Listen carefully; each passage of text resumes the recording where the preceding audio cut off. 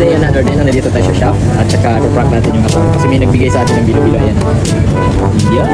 Ang sarap ng bilo-bilo. I-prank natin siya. Sasabihin ko, may nakuha ko sa TikTok ng picture. Yun na papakita ko sa kanya yung picture din sa TikTok. Sasabihin ko, ito ang nagbigay sa akin ng followers ka na nagbigay ng bilo-bilo niluto mo. Kaso natikpan ko na masarap yung bilo-bilo niluto. Tingnan natin na reaction niya.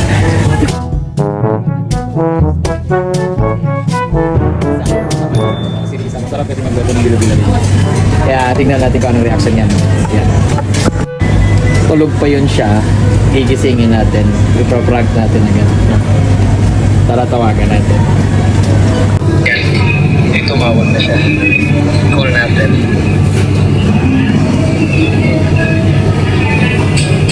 Hello? Dad? May nagbigay sa akin ng bilo-bilo ba, customer ko? Ayan, tingnan mo yung bilo-bilo niya. Pakita ko sa yung bilo-bilo. Ayan, sarap, tinikman ko na. Yung customer followers ko sa TikTok, pumunta lang dito kasi nagluto siyang bilo-bilo. Ayan ang sarap ng bilo-bilo niya. Mayroong nyog. Alam mo yung nyog? Yun nga. Di, followers ko naman yun eh. Kilala. Pero di ko kilala. Di ko kilala kung sino yun. Pakita ko sa iyo yung picture. May picture ako dito eh. Kasi binigay yung TikTok account niya.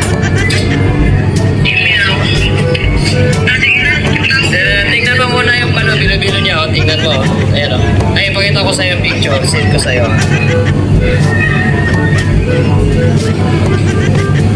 Ayan niya o. Yan o. Binigay niya yung account. Yan o.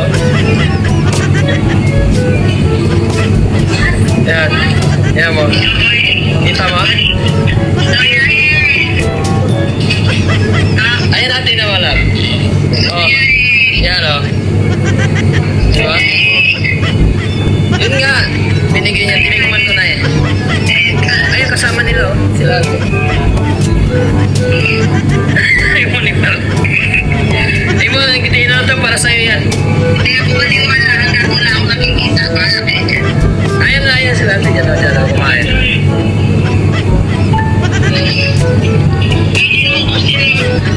Para sa'yo yan. Para sa'yo yan. Bakit?